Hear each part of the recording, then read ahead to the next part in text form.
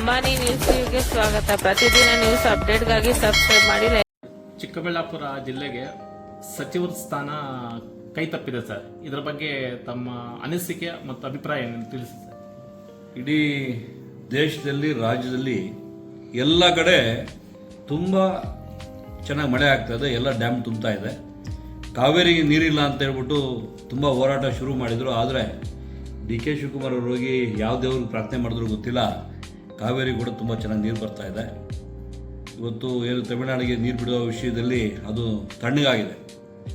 ಆದರೆ ಇವತ್ತು ಕಾಂಗ್ರೆಸ್ ಸರ್ಕಾರ ಬಂದು 3 ವರ್ಷ ಆಗಿದೆ. ಖಾತೆ ಹಂಚಿಕೆ ಮಾಡೋದಕ್ಕೆ 2 ತಿಂಗಳು ಟೈಮ್ ತೊಗೊಂಡ್ರು. 2 ತಿಂಗಳು ಟೈಮ್ ತೊಗೊಂಡ್ರೆ ಕೂಡ ನಮ್ಮ ಕೋಲಾರ ಮತ್ತು ಚಿಕ್ಕಬಳ್ಳಾಪುರ ಜಿಲ್ಲೆ ಭೀಕರ ಬರಗಾಲ. ಈ ಸರಿ ಮಳೆನೇ ಆಗಿಲ್ಲ, ಉತ್ಬಿಟ್ಟಿದ್ದಾರೆ, ಆದರೆ ಬೆಳೆನೇ ಹಾಕಿಲ್ಲ. ಬೆಳೆ ಒಣಗೋಗಿದೆ ಅಂತ ಹೇಳೋದಕ್ಕೆ ಬೆಳೆನೇ ಹಾಕಿಲ್ಲ ಅಂತ ಪರಿಸ್ಥಿತಿ ಇರ್ತಕ್ಕಂಥ ಕೋಲಾರ ಚಿಕ್ಕಬಳ್ಳಾಪುರಕ್ಕೆ ಬರಗಾಲ ಒಂದೇ ಅಲ್ದಿರನೇ ಸರ್ಕಾರದಲ್ಲಿ ಕೂಡ ಈ ಬರಗೆಟ್ಟೋಗಿರ್ತಕ್ಕಂಥ ಟೈಮಲ್ಲಿ ಇವತ್ತು ಕಾಂಗ್ರೆಸ್ಸಲ್ಲಿ ಏನು ಮನತಾಯಿ ಧೋರಣೆ ಮಾಡಿದ್ದಾರೆ ಅಂತಕ್ಕಂಥದ್ದು ಆಗಿದೆ. ಯಾಕಂತ ಹೇಳಿದ್ರೆ ಬೆಂಗಳೂರಿಗೆ ರಾಜಧಾನಿಗೆ ತುಂಬ ಹತ್ತಿರ ಇರ್ತಕ್ಕಂಥ 2 ಜಿಲ್ಲೆಗಳಿಗೆ ಮಂತ್ರಿ ಸ್ಥಾನ ಕೊಡ್ದಿರ, ಅದು ಅವರ ಯಾವ ಲೆಕ್ಕಾಚಾರದಲ್ಲಿ ಮಾಡಿದಾರೋ ಗೊತ್ತಿಲ್ಲ. ಭೀಕರ ಬರಗಾಲ ಇದ್ದರೆ ಕೂಡ ಇಲ್ಲಿ ಅಧಿಕಾರ ವಂಚಿತರಾಗಿ ಕಾಂಗ್ರೆಸ್ನಲ್ಲಿ ಇರ್ತಕ್ಕಂಥವ್ರು ಕೂಡ ಸುಮ್ಮನೆ ಕೂತಿದ್ದಾರೆ ಗೊತ್ತಿಲ್ಲ. ಆದರೆ ಇದರಿಂದ ರೈತರಿಗೆ ದೊಡ್ಡ ಮಟ್ಟಕ್ಕೆ ಆಘಾತ ಆಗಿದೆ. ಈ ಒಂದು ಬರಗಾಲ ತಕ್ಕ ಪಾಠ ಕಲಿಸ್ತಕ್ಕಂಥ ಕೆಲಸ ಮಾಡುತ್ತೆ. ಇದು ಈ ಬರ ಬಂದ್ಬಿಟ್ಟು ಇವತ್ತು ಆಗಿರ್ತಕ್ಕಂಥ ಕಾಂಗ್ರೆಸ್ನ ಏನು ಇವತ್ತು ನಡವಳಿಕೆ, ಸರ್ಕಾರದ ನಡವಳಿಕೆ, ಇದು BJPಗಂತೂ ವರದಾನ ಆಗುತ್ತೆ. ಯಾಕಂತ ಹೇಳಿದ್ರೆ ಇಡೀ ದೇಶದಲ್ಲಿ ಮೋದಿಜಿಯವರ ನಾಯಕತ್ವ ಯಾವ ಥರ ಮಾಡ್ತಾ ಇರ್ತಕ್ಕಂಥ ಎಲ್ಲರಿಗೂ ಗೊತ್ತಿದೆ. ಮುಂಬರುವ ಚುನಾವಣೆಯಲ್ಲಿ BJP JDS ಎರಡೂ ಸೇರಿ NDA ಏನಿರ್ತಕ್ಕಂಥದ್ದು 150ರಿಂದ 180 ಸೀಟ್ ಬರ್ತಕ್ಕಂಥದ್ದು ಖಚಿತ ಆಗುತ್ತೆ. ಹಂಗಾಗಿ ಕಾಂಗ್ರೆಸ್ಗೆ ಗ್ರಾಚಾರ ಕೂಡಿ ಬಂದಿದೆ. ಯಾಕಂತ ಹೇಳಿದ್ರೆ 2 ಜಿಲ್ಲೆಗೆ ದ್ರೋಹ ಮಾಡಿದ್ದಾರೆ.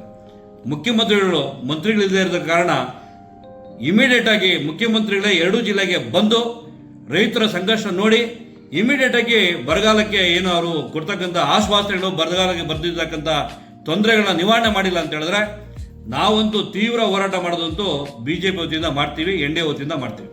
ಸರ್, ಈಗಾಗಲೇ ಕೆಲವರು ಶಾಸಕರಿಗೆ ಸಚಿವ ಸ್ಥಾನ ಸಿಗಲಿಲ್ಲ ಅಂತ ಕಾಂಗ್ರೆಸ್ ಶಾಸಕರಿಗೆ ರಾಜೀನಾಮೆ ನೀಡಲು ಮುಂದಾಗ್ತಾ ಇದ್ದಾರೆ. ಇದ್ರ ಬಗ್ಗೆ ತಾವೇನು ಹೇಳ್ತೀರಿ ಸರ್? ನಾವು ಕಾಂಗ್ರೆಸ್ಸು ಖ್ಯಾತೆ ಯಾವುದು ನಾನು ಮಾತಾಡಲ್ಲ.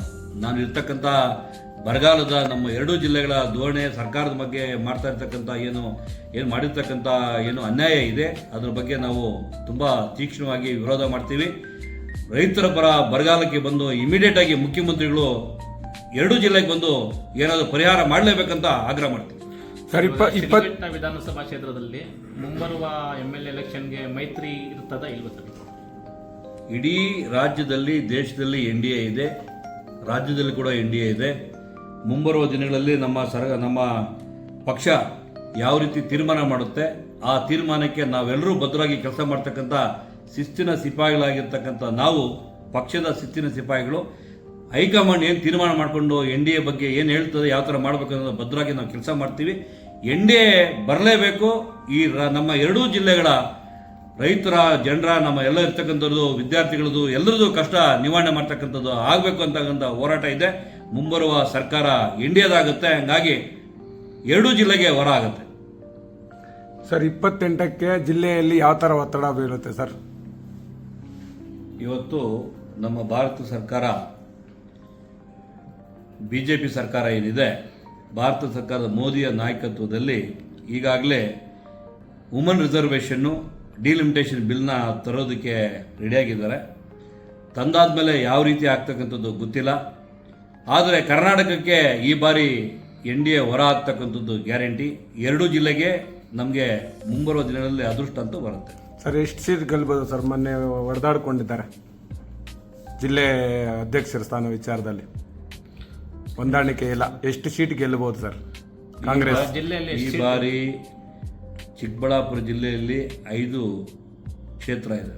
5 ಕ್ಷೇತ್ರದಲ್ಲಿ 5 ಕ್ಷೇತ್ರ NDA ಗೆಲ್ತೀವಿ.